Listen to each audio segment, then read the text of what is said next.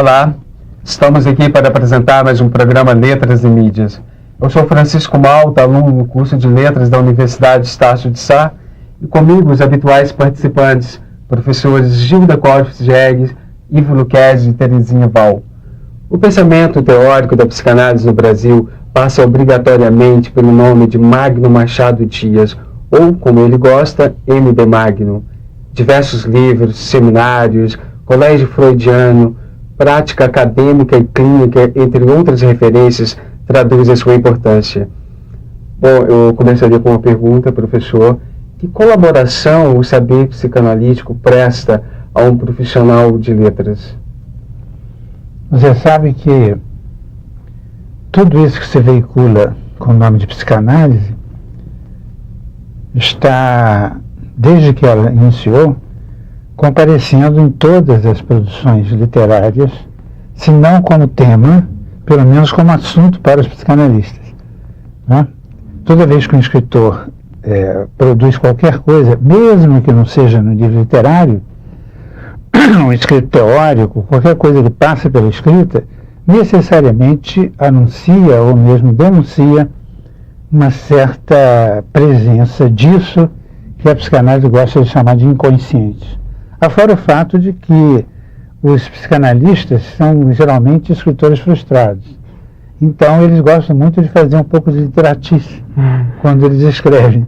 E isso faz com que, já até de acordo com a nossa época, na perda das fronteiras, muita coisa da psicanálise assim apresentada é pura literatura. Talvez até seja bom, né? Você faz um pouco de literatura tentando escrever sobre psicanálise. Mas, de qualquer forma, o profissional de letras, e se você vê em qualquer, hoje em dia, em qualquer escola de letras, no mundo inteiro, ele está sempre localizado numa região próxima da psicanálise, mesmo às vezes com disciplinas dentro das universidades, sobretudo em pós-graduação, né, que tratam das questões da psicanálise em relação com a literatura, etc, etc. Eu aproveitaria um pouco a pergunta do Francisco, ampliando, já saindo um pouco do campo apenas da literatura para o campo da arte, já que temos uma formação em arte, né? Trabalhaste muito tempo com estética no Parque Lage, além de também exercitar um pouco a pintura, que eu sei. Então, aproveitando essa questão, eu percebo, né, uma certa contaminação, né, de um fluxo de terapias em torno da arte, o que extrai da arte aquele vigor, né, no sentido de que ela se transforma quase que numa arte-terapia. Alguns sintomas são visíveis também em outras áreas, por exemplo, nas livrarias hoje é comum, né, de se perceber livros de Freud ao lado de livros de autoajuda. Isso apenas para, né, exemplificar. A própria Bienal, a última Bienal de São Paulo, trazia bastante essa presença do que nós poderíamos chamar de arte-terapia. E tu dizes que, né, muito da escrita psicanalítica é literatura. Então, como vês esse movimento né, de arte abrigar uma função que não é propriamente artística e de o saber psicanalítico, né, trabalhar com questões que seriam próprias da arte, no caso da literatura? Olha, hoje em dia, o fenômeno mais evidente no campo da produção intelectual, artística, etc., é que as fronteiras estão se borrando definitivamente. Isso é óbvio. Isso faz com que haja uma certa transversão de campos, digamos assim, de maneira que pode ser bastante eficaz, pode ser uma coisa boa, dependendo de como é produzido. Em termos de mistura nas livrarias, o Brasil não é um país lá muito culto, né? Então, quando você chega numa livraria e pede um livro, o cara não entende absolutamente nada daquilo que ele está vendendo. Quanto mais saber arrumar a prateleira de acordo com a temática de cada autor, etc. E A temática de autoajuda está tão na moda, é tão rentável, que é mais fácil você vender um livro de terceira categoria do que um Freud. Então, talvez, quem sabe, eles carreguem Freud junto. Se vender o Freud junto com a autoajuda, quem sabe alguém compra um Freudzinho por desleixo, ou por não saber do que está se tratando, e leva para casa alguma coisa legível, né? Agora, quanto ao fenômeno da terapia, digamos assim, artística, eu acho muito importante. As artes, em geral, elas deviam estar presentes em todos os processos de formação, de educação infantil, de adolescente, de adulto, etc, etc. E é perfeitamente plausível que se utilize arte no sentido terapêutico, ou seja, de colaboração a um tratamento, etc. Hoje em dia se chama de terapia qualquer coisa. Se seu namorado te dá um beijo para você acalmar, chama-se beijoterapia. Se não for kissterapia, porque a língua nossa já não serve para mais nada. E tudo é terapia. Tudo serve com esse nome. Então, é perfeitamente plausível que se utilize a arte como processo de ajuda mental, de educação, etc. Na minha juventude eu participei francamente e ativamente num movimento que então era nascente, até mal visto no Brasil, que era um movimento Educação pela Arte, que hoje eles chamam Arte e Educação. Né? Naquele tempo era uma coisa mal vista, a gente parecia que estava desvirtuando as crianças dentro da escola, botando um ateliê, deixando que elas livremente se exprimissem, etc. Aliás, eu sou especialista em coisas que são abominadas no começo e depois. Né? De vez em quando eu trago uma coisa nova, que todo mundo é pedreiro, e um dia ela fica tão banal que me expulsam. Já não serve mais a minha presença. Mas, ainda aproveitando a questão da arte com a psicanálise, né? Quer dizer, na verdade, a escrita do livro do Freud junto ao autoajuda, se estiver lá a interpretação dos sonhos, vai ser vendido. E ali o que nós temos naquele texto é um texto literário. Sim, também. Melhor qualidade. Não é? Então, eu acho que nesse sentido, né, há uma possibilidade ainda de uma salvação, pelo desvio, quer dizer, essa questão mesmo da rebeldia, né, o texto fica rebelde e vai para a bolsa de quem não pensou, para a bolsa de quem não pensou em ler algo que seria fantástico, né? Que é uma interpretação, né? Quer dizer, seria uma leitura. De qualquer forma, as pessoas estão lendo alguma coisa, né? Antigamente elas até pendiam mais para o lado do analfabetismo radical. Agora já leem alguma coisinha, né? Então talvez façam um pré-vestibular para a leitura de coisas mais importantes. Eu digo pela própria margem, né? Vai chegar pela margem. Chega lá. Mas acho que talvez aí é que reside a minha, vamos dizer, perplexidade, que se caracterizaria pelo reconhecimento de um perfil societário, cultural, no qual parece que se tornou norma o desprestígio do sentido. Quer dizer, vivemos numa cultura onde o impensável tomou forma. O impensável é esse: ler uma coisa sem dela ter que necessariamente aprofundar a extração de um sentido. Assistir a um filme deslizando pelas imagens sem colocá-las em questão. Então, isso me faz perguntar o seguinte: como, no caso agora da psicanálise clínica, a experiência clínica, como este comportamento, que parece quase dominante, reverbera na experiência entre o analista e o analisando, se ele chega praticamente esvaziado de sentidos? É um bocado difícil conseguir esvaziar alguém de sentido, porque a sintomática está lá e brota com uma espontaneidade muito grande, né? Então você sempre consegue captar alguma coisa que está extrapolando a vontade de estupidez. Mas isso dá a competência do analista. Sim. E o retorno do analisando? O que está acontecendo, você tem toda a razão, o que está acontecendo é que é necessário, hoje em dia, ao analista, ele fazer uma recomposição absoluta do seu modo de operar dentro da clínica. Esse desleixo pelo sentido, essa capacidade de viver mais ou menos bem, no tanto faz como tanto fez, tá? A coisa está se encaminhando assim, não dá para segurar. Nós temos que entender, acompanhar e procurar intervir da maneira possível. A maior reverberação dentro da clínica é a seguinte, é que o analisando, que está lá pedindo uma análise, nós sabemos que ele não quer fazer análise, ele pede para não fazer, né? Se você realmente entra com o trabalho, ele não gosta muito.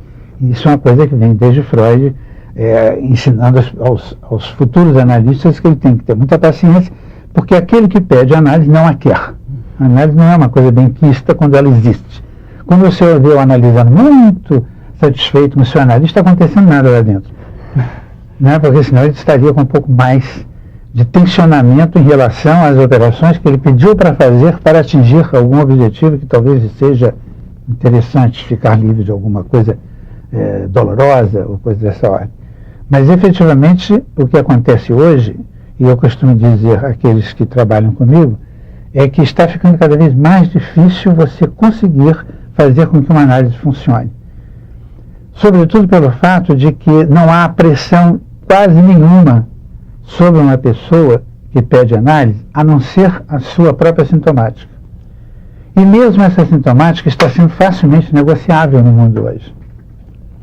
Você negocia os seus sintomas com o próximo de tal maneira que você não precisa ficar livre deles, né? Ou mesmo que não fique livre deles, você não precisa nem dialogar com eles, conhecê-los mais ou menos. Então nós estamos o mesmo problema que tem o professor dentro da escola. Você sabe que o professor não pode dar aula mais, né? Praticamente impossível, porque os monstrinhos são absolutamente mal educados, fazem bagunça e são incapazes de escutar mais de 5 minutos de isso tudo está funcionando assim. Na análise acontece a mesma coisa. Qualquer pressão mínima já faz com que a análise ou tenha que se interromper ou tenha que durar muito mais tempo. Ao contrário do que nós gostaríamos, que ela até fosse mais rápida. Ela tem que durar muito mais tempo porque você tem que ter paciência, se quiser. Se não quiser, você manda o analisando embora, também não é obrigado a ficar com ele, né? Você tem que ter paciência de esperar que a bobagem se decante. Às vezes você precisa até esperar que consiga doer um pouquinho, para ver se dá um certo jeito. Mas não adianta ter saudosismo com essas coisas. O mundo está se transformando desse modo, nós temos que acompanhar desse jeito e ver onde isso vai e o que é possível fazer com o que se tem. O peso da sociedade de consumo, como aí temos, será que o analisando, conscientemente ou não, provavelmente não, interiorizou o perfil de consumidor, quer dizer, analisando o consumidor, e nesse sentido ele vai à procura de uma cura, mas estabelecendo um pacto que trai esse próprio fundamento, na medida em que ele vai à sessão para falar sobre aquilo que ele, em princípio, gostaria de falar e sair de lá tendo ouvido apenas aquilo que o apraz. Será que esse fenômeno estaria ocorrendo ou não? É o mais frequente. E nessa multidão de terapias que aparecem no planeta, de um modo geral, tirante até o título de psicanálise, de um modo geral, o que se procura é alguma relação amorosa e especular que satisfaça por alguns minutos o ego do analisando. E eles recebem isso e pagam por isso e recebem a mercadoria direitinho que eles pediram. De modo geral, como eu disse, pedir uma análise já é um princípio de traição. A pessoa não quer efetivamente passar pelo que tem que passar. Isso então está obrigando ao surgimento de uma nova psicanálise? Para dar conta disso? Falamos disso daqui a pouco. Mas mesmo no campo do chamado psicanalítico, do dito psicanalítico, isso acontece com muita frequência, né? Uma multidão de pessoas que, porque tem um diploma de psicologia, disso ou daquilo, se nomeiam psicanalistas, existe uma espécie de botequim institucional a cada esquina, se você entra em algum deles e abre um consultório e não sabe mais nada do que está fazendo ali, é óbvio, ele não faz ideia do que está fazendo, e ele então presenteia o seu cliente com aquilo que ele pede. Mas você conseguir realmente fazer com que funcione uma análise, hoje em dia é uma coisa muito difícil. Você tocou no tema nova psicanálise, naturalmente instigando a que eu fale da minha posição de tentar recompor, pelo menos do ponto de vista teórico e também do ponto de vista clínico, mas pelo menos do ponto de vista teórico, o campo psicanalítico. A psicanálise precisava ser mais bem colocada pelos ditos intelectuais, professores, entenderem talvez melhor o panorama da sua chegada e da sua instituição no mundo. Nós temos a impressão errônea, suponho eu, junto com outros teóricos que existem por aí, de que se faz uma oposição entre fé e razão completamente deslocada. O que significa isso?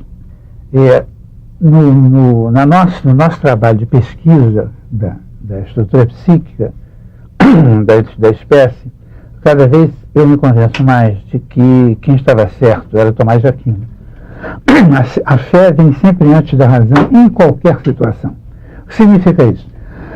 No tempo em que a gente supunha que havia fundamentos, sejam eles religiosos, ou teológicos, ou de natureza racional, supostamente demonstrada, nesse tempo se supunha que havia uma distinção entre fé e razão apoiada na fundamentação racional de determinados encaminhamentos. Isso foi para o Beleléu, como todo mundo sabe. A razão é uma coisa muito flu, ela tem sua função, mas ela precisa de um mínimo de aposta. Ou seja, antes ainda de ter razão, você precisa ter fé. Botar fé, como eu costumo dizer. Você tem que botar fé num princípio teórico para ele começar a funcionar e depois ver se dá certo. Não é isso? Então, de certa forma, a fé não precisa da razão. Não precisa dar nenhuma razão para ter fé. Só os ateus empedernidos, que geralmente são teólogos, querem demonstrar a existência de Deus. Ninguém precisa disso. Eu tenho fé ou não tenho. Não é isso? Agora, a razão, Lacan costumava dizer que os verdadeiros ateus são os teólogos. Né? A razão é outra história. Você pode montar um aparelho extremamente bem construído, do ponto de vista racional, etc., mas necessitar também de uma fé naquilo para começar a funcionar. Não é isso? Não adianta fingir que não tem fé, que está só fazendo uma pequena aposta. Qualquer aposta é fé. Você joga na loteria com fé de que vai ganhar sozinho aquela montanha de dinheiro. Não é isso? A fé pode não funcionar, mas você a tem. Bom, isso significa que alguns aparelhos que parecem estritamente subditos à ordem da fé não são. Eles podem ter se transformado em religiões por aplicação dessa fé numa certa narrativa. Né? Então você tem, digamos assim, você tem um princípio grego de racionalidade, que todo mundo conhece, que é o que mais se repete nas escolas, o que mais se transmite na ordem cartesiana do mundo que ainda sobra por aí. Né? Mas você tem um outro princípio de razão que ele não é subdito à ordem da fé da narrativa, como é, por exemplo, o caso dessas três religiões semíticas, monoteístas, semíticas e monoteístas, né? Como o judaísmo, o islamismo e o cristianismo. Né? São religiões. A fé que suporta a sua entrada nesta ou naquela religião é fé na narrativa, não é fé na razão. Mas eles são uma ordem de razão. Este campo de cá, digamos, se esse daqui é grego, esse aqui é egípcio. Vamos chamar assim. Né? São duas ordens de razão diferentes. Essa daqui procura uma demonstração na multiplicidade. E essa aqui é a ordem da singularidade, né? que foi capaz de inventar o chamado monoteísmo onde quer que ele apareça. É um passo gigantesco na história da humanidade, porque é a invenção da transcendência. Então isso é extremamente superior em nível racional às formações de crenças, etc., que havia anteriormente. Então, isso é um pensamento racional de razão diferente da razão grega. Ora, a psicanálise, no seu cerne, ela é da razão de cá. Ela é originada na razão da unicidade, na razão de lidar com esse aparelho transcendental e com o psiquismo funcionando sob a égide, digamos assim, digamos, monoteísmo, mas do pensamento singularista. É claro que tudo que apareceu deste lado, assim como, por exemplo, na Igreja Católica, né, na teologia cristã em geral, na católica em especial, dialogou com o lado de cá. Tentou fazer um lado reconhecer o outro. Como acontece, por exemplo, com toda a teologia da Igreja, quando entra Aristóteles, etc., né, o nome da rosa, essas coisas. Né? Muito bem. A psicanálise começou aqui. Freud fazia o esforço de bancar o cientista, o filósofo, sei lá o que ele, no fundo, queria ser, e tentar cruzar, né, a ordem grega com a ordem que eu chamo de egípcia no funcionamento da coisa. Mas acontece que, no cerne da psicanálise, a ordem dominante é a ordem singularista. Chame de monoteísta, se você quiser. E ela, por mais que esses pensadores, Freud de começo e os outros depois, tenham feito um extremo esforço de deslocar, por abstração, da narrativa que fundou as religiões, bem ou mal, Freud ajudou demais. Ou seja, ele é excessivamente judaísta. Né? Donde os aparelhos teóricos de melhor qualidade de abstração que ele inventou serem, na realidade, um pouco subditos à ordem judaica, como, por exemplo, a mentalidade de Édipo e essas coisas. Né? Lacan chega com uma tentativa de retomar o Freud por inteiro, refazer a leitura e abstrair mais o processo. Ele consegue. Né? Ele dá um passo enorme, ele arranca o Édipo, joga fora e cai no cristianismo mais deslavado. Ou seja, ele inventa o nome do pai. Quando eu digo isso, vocês verem, eu não estou falando mal dos meus antecedentes, porque eles são da melhor qualidade, eu os prezo demais. Eu estou simplesmente dizendo que o esforço de abstração dentro da mesma ordem de razão é enorme, porque esses movimentos, tornados religiosos pela narratividade, tá, tomaram sintomaticamente o mundo. Então, pensar na mesma razão, na mesma ordem de razão, abstraindo, é muito difícil. Não é isso? Então, você veja, eu diria que Freud é um monoteísta meio parecido com a ordem do Jeová, embora ele abstraia isso ao máximo. Lacan dá um passo de abstração, independentemente da sua época, de estar mais ou menos ligado aos efeitos intelectuais da sua época, estruturalismo linguístico, estruturalismo antropológico, matemática Bourbaki, essas coisas que existiram ali em volta. Ele faz um esforço de abstração. Mas se você olha de novo, passado um longo tempo, né, já fazem 20 anos que o moço morreu, você vai ver que ele efetivamente não conseguiu extrapolar a ordem cristã. Ora, a psicanálise tem a obrigação de extrapolar isso? Tem, porque isso é narratividade. Isso aí é sintomática de alguns. Mas aí vem aquele problema. Você me detona uma outra curiosidade. Quando você se diz ser magno, com o que isso significa dizer, né, não freudiano, não lacaniano, porque eu sou eu, isso está num dos seus textos. Então, à luz dessa tradição, como você constrói seu ponto de convergência ou de junção que aponta, então, para uma nova mente? Dizendo justamente o contrário. Eu sou freudiano, eu sou lacaniano. Os outros é que não têm sido muito bem. Quer dizer, tentando... Eu não estou aqui para fazer gracinhas. Ou seja, vamos inventar uma coisa diferente, porque eu não trabalho no showbiz. Eu trabalho com a psicanálise. Chega um certo momento em que você se vê acuado, você vê duas coisas. Primeiro, que você se aprofundou no movimento dessa tal psicanálise. Você viu com clareza certos sintomas agindo com muita pressão. dentro da psicanálise. A psicanálise precisa fazer sua análise frequentemente. Né? Ela precisa manter-se no processo da análise da psicanálise para ela poder se libertar dos sintomas da sua fundação. Não é isso? Afora isso, você vê que o mundo, de repente, né, rapidamente, você vê 10, não precisam 20 depois da morte de Lacan, né, 10 anos depois, o mundo já tinha exigido certas formações de nossa parte, já tinha proposto certos problemas que não tem mais a ver com as respostas dadas. Isso? Das duas, uma. Ou você faz uma pequena igreja, fica lá repetindo a cartilha ou o catecismo do que você aprendeu e juntando pares ao redor, uns aplaudindo os outros. O cara faz um congresso, aí você escreve uma bobagem, digo, que maravilha. Em compensação, você dirá que eu também fiz uma maravilha. Nós ficamos tão felizes, né? E a coisa permanece. Mas quando você realmente tem um problema, ou seja, o procedimento teórico vai mal. Ele não está dando conta. Além disso, o mundo está pedindo outra coisa. O que eu vou fazer? Aí você começa a pensar tudo de novo. Né? Então, nessa linhagem aqui, o que eu tenho tentado fazer, que foi mais ou menos apelidado ao meu redor de nova psicanálise, e aí eu inventei o nome novamente, para não ficar com esse nome nova psicanálise.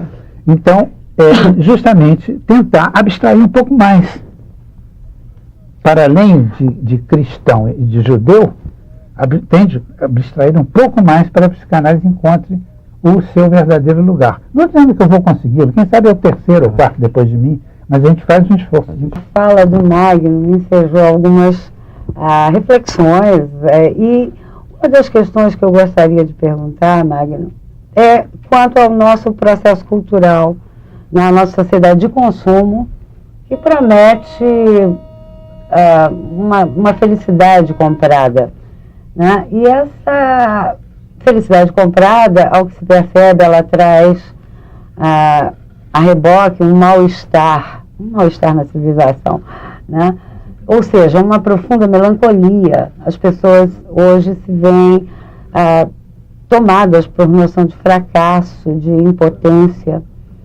Então, eu te perguntaria, haveria aí uma defasagem entre a teoria psicanalítica e uma razão prática na psicanálise, ou não? Como tu vês essa questão no tocante à nossa sociedade?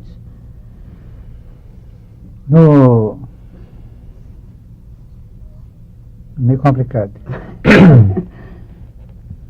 Veja bem, os parâmetros se degringolaram, como todo mundo sabe. Não é isso? A psicanálise não sofreu nenhum arranhão com isso.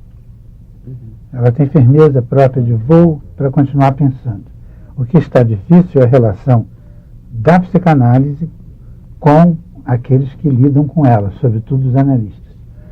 Porque na medida em que eles viram que o mundo está meio caotizado, do ponto de vista das referências, inclusive políticas, do ponto de vista da unilateralização do mundo, depois da queda do muro de Berlim, a tal globalização, etc., que não é globalização coisa nenhuma, mas de qualquer forma o campo ficou embaralhado.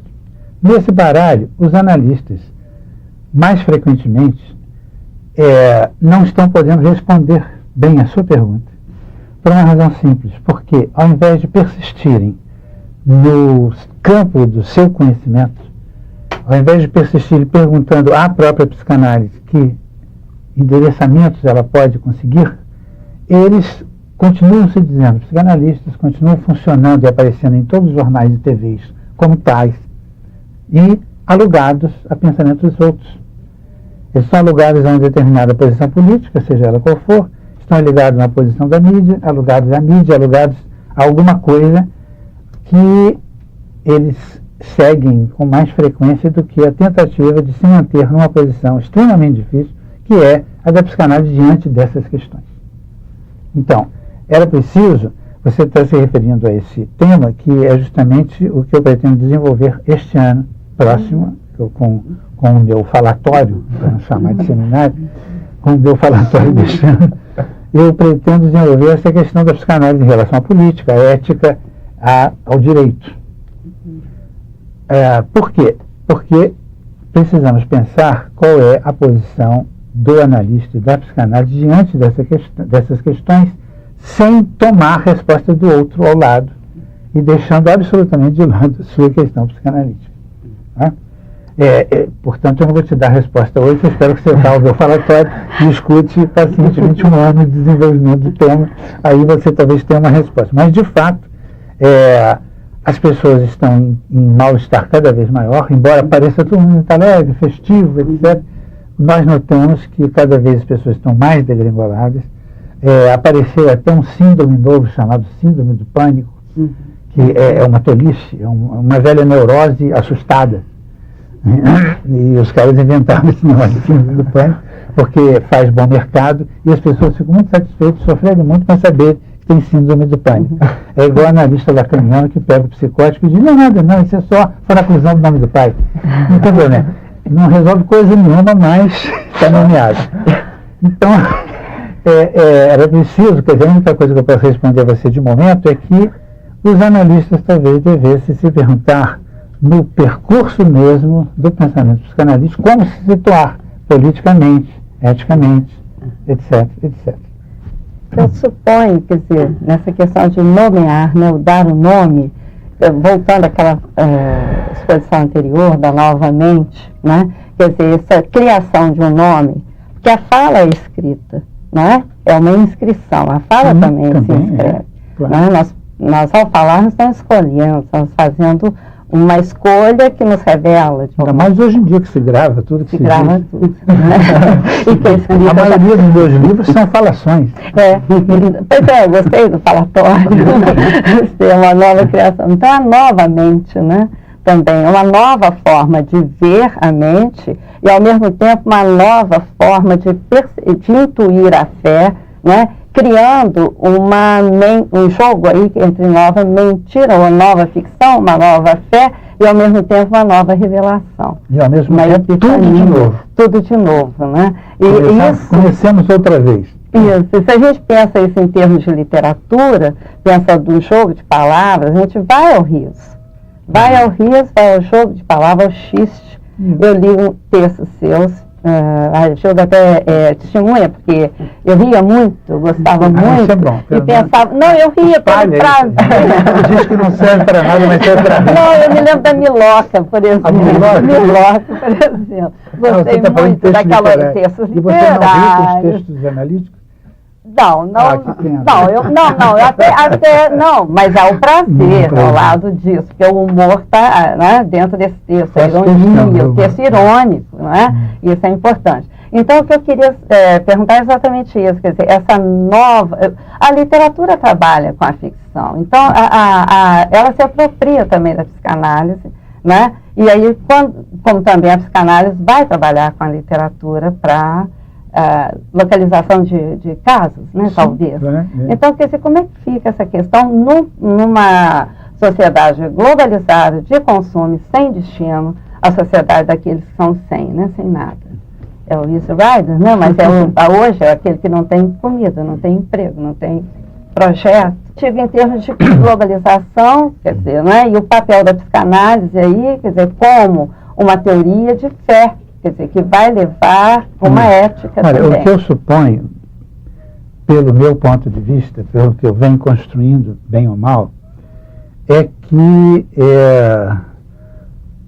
bem trabalhado, não existe, talvez, um discurso mais fiável para o futuro do que o psicanalítico.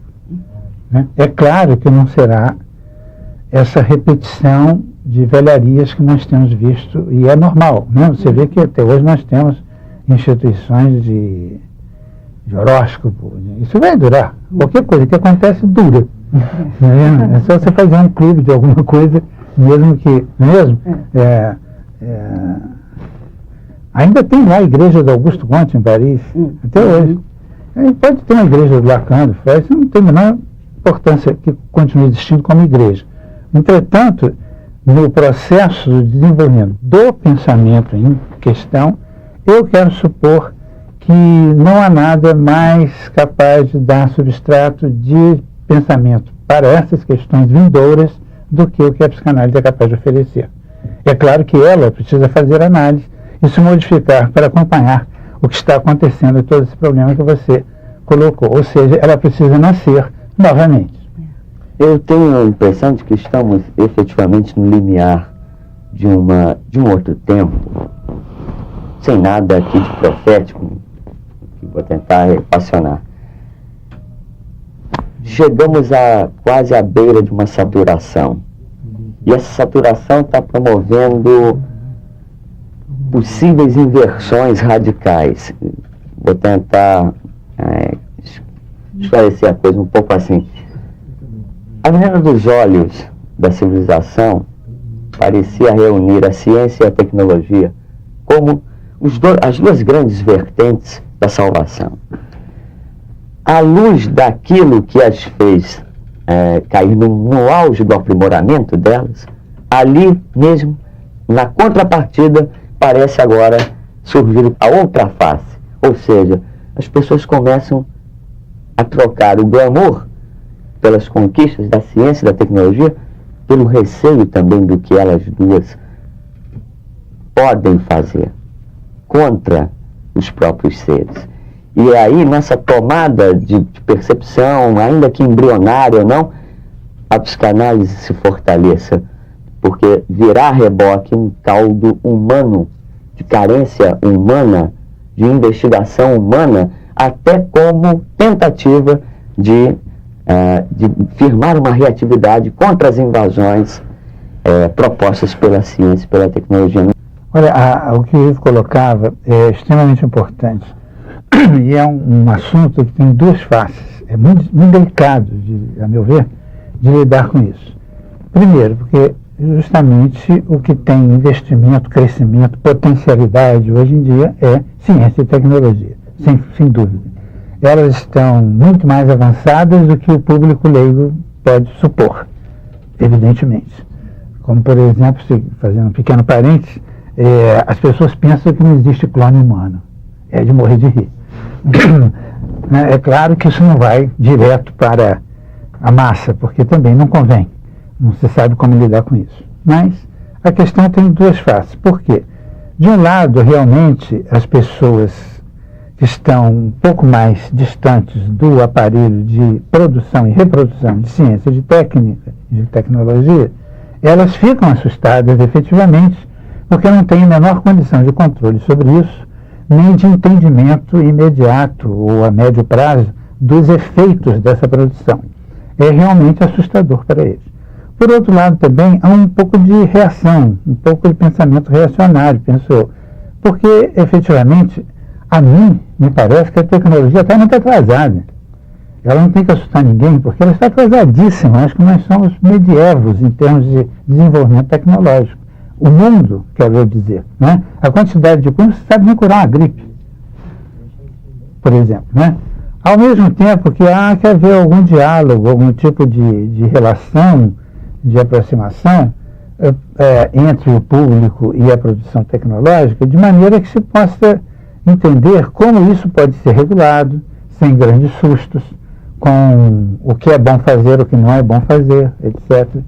Agora, por outro lado também, o que me parece, quando você há pouco colocava, Ivo, que estamos entrando, queiramos ou não, em um tempo novo, eu não vou desenvolver aqui porque seria muito longo, mas eu costumo dizer que estamos entrando no que eu chamo de quarto império, que eu chamo império do espírito, ou seja, em que as funções abstratas e simbólicas, elas vão se deslocar cada vez mais dos seus apoios figurativos. É o caso, por exemplo, da psicanálise, quando eu critico o Édipo e agora em nome do pai, que ele precisa cada vez deslocar mais. E o que está estranhando, o que é estranho é que a produção exacerbada no ápice, na ponta da tecnologia, é mais espiritual do que pode o grupo humano receber. Onde está o atraso? Então acho que é uma grande interrogação. Não se pode apenas criticar o avanço tecnológico como se ele fosse um monstro que fosse passar por cima do tal humano, porque se tem que criticar também o atraso do humano em conseguir conceber a produção daqueles poetas, eu os chamo assim, que estão lá na ponta, nos presenteando com possibilidades novas. Então, quando eu olho de uma perspectiva, o monstro é aqui. Quando eu olho de cá, o monstro é cá. Onde eu vou situar a questão, né, que há uma tendência muito forte contra a tecnologia de ponta, etc., de dizer que ela é o monstro. Eu estou vendo monstros dos dois lados. Um que produz desbragadamente sem entendimento do outro. O outro que não faz nada para entender nenhuma produção. Como é que você sai dessa? O Magno, muito a propósito, eu vou arriscar aqui uma questão. Nós vivemos numa cultura, nitidamente, uma cultura da tagarelice. Sim, né? E o silêncio não é ouvido. Não. Então, mesmo quando a gente chama ele de falatório. Então, a minha pergunta seria nesse sentido, quer dizer, os poetas estão falando, né, mas permanentemente se houve uma denúncia da falta de ficção no mundo moderno. Né? Então seria exatamente essa questão, quer dizer, há uma fala que não está sendo ouvida, ou será equívoco da minha parte, né? Olha, eu acho que nós estávamos acostumados a narrativas, sobretudo as grandes narrativas que sustentavam a segurança do percurso das pessoas. Eu acho que isso acabou. Né? Então, em falta de narrativas adequadas, a tagarelice está solta. Né? O que acontece é que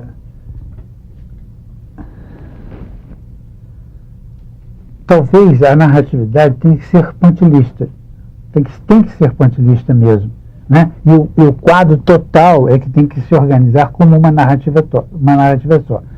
Agora, isso que você está criticando, talvez se refira mais ao fato de que as pessoas sem grandes narrativas para repetirem, elas estão desbragadamente tagarelando, com ou sem motivo, com ou sem substância. Isso. E fica extremamente difícil, no seio dessa multidão de falações, você distinguir quais são aqueles que terão serventia, terão força, ou estão tendo. É muito difícil. Então, o que está pior hoje não é para o qualquer um que fica de bate-boca. Está pior para aqueles que acham, ou que supostamente têm alguma coisa a dizer, e que não tem vez maior, pelo menos. Tem até vez, mas não tem vez maior. Ele tem que competir com a tagarelice da moçoira gostosinha e burrinha da televisão. Ele tem que competir com todo tipo de coisa desse nível. Então, é como eu costumo dizer, talvez seja melhor você tem o que dizer, diga, tá aí, quem quiser que leve, quem quiser, problema não é meu. Ou seja, mas por outro lado, o mundo está regido pelo espírito marqueteiro, né? Sim. E ele assim se comporta sem nenhum pudor. Sem nenhum pudor. Passando por cima da ordem discursiva, massacrando aquilo que um dia foi chamado de sujeito, e que, se já morto não está, pelo menos agoniza. Né? E aí sobram estilhaços de ser em crise profunda, porque perderam a ação ao reconhecerem que a ação é fruto de uma vontade sempre do outro. Perderam o discurso na medida em que se fazem apenas seres reprodutores de uma ordem discursiva que a mídia se encarrega de construir. E aí, como suportar o silêncio diante do reconhecimento de que os dois pilares de sustentação dessa existência foram tirados, a ação e o discurso? Como não cair na sedução da tagarelice? Isso em termos de massa, de comportamento dominante. Por um outro lado, eu acho que o próprio Magno já afirmou anteriormente que a teoria psicanalítica é uma teoria da comunicação, não, Magno? Sim, não é outra coisa. Eu trato a teoria psicanalítica como se ela fosse a teoria da comunicação, mas é uma comunicação um pouco difícil. Não teoricamente é difícil, difícil na prática, muito difícil de se exercer. Né? Eu não sei. Quer dizer, deixar aí, quase é um design, né? Quase um ser aí que seria a sua obra, vamos supor. Como alguém Não acho fora que hoje do não há muito para marketing fazer. poder chegar. Eu acho que não há muito para fazer, sobretudo em termos de Brasil. Você sabe que o Brasil é a pátria do assassinato cultural. Essa frase não é minha. Essa frase me foi dita numa conversa com Glauber, foi dita por ele. Eu tentava comentar o último trabalho dele naquela época, que era um livro chamado Riverão Sussuarana, que eu dizia a ele que era, a meu ver, cáustico o suficiente para dissolver alguns sintomas nacionais, e ele tentava comentar também, de volta, a minha atitude naquele momento, que era de tentar implantar um sistema de existência da psicanálise, mesmo tendo sido buscada a última lá fora, Revirão, que fosse... Não, ainda era cedo, ainda não tinha pintado o Revirão. Eu estava tentando plantar uma situação que não fosse colonizada, né?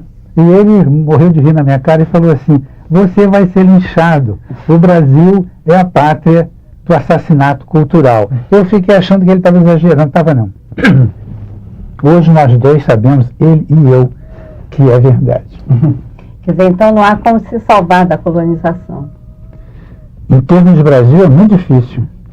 Mas você não encontra... Perdão, você ia falar o que eu ia falar é o seguinte, que em termos de globalização, onde é que fica então a tal da colonização? Vamos pensar o Brasil e depois se... Eu critico a vontade de colonialismo no Brasil. Eu critico o Brasil, eu não critico os de fora, porque todo mundo se dá chance e quer ser dono de alguém. Natural. Isso? Pois é, a questão que me parece acontecer aqui é que, em primeiro lugar, parece que não existe pessoal suficiente do ponto de vista de formação intelectual para ter condição de reconhecimento de algo que nasce aqui. Se você coloca uma coisa nova, o cara fica olhando e acha que o mínimo você é maluco, né? Então vai-se lá fora perguntar, o cara é maluco ou não é? Isso é pensável? E se eles disserem aí você tem até um pouco de sobrevivência, né? E se você tiver muita sorte, alguém se encantar com você, geralmente com a sua pessoa mais do que com a sua obra, você consegue até fazer um trabalho muito legal. Mas de modo geral não é assim. De modo geral, você está mais ou menos proibido de pensar. Imagine, né? O cara que eu conheci ali na Estácio, imagina, ele está pensando, imagina. Né? É tipo brasileiro isso, né? Se você tiver um colega e você tiver uma grande ideia, fala, imagina, aquela moça que anda comigo, é aquela regra do clube que me aceita não presta. Lembra do Groucho Marx? O Brasil é tipicamente isso. E tipicamente vive de assassinato cultural. Bom, o nosso programa chegou ao fim. Agradecemos imensamente a presença de Magno Machado Dias, aos nossos habituais participantes, a você pela sua audiência, e aguardamos a todos para um próximo programa. Até lá.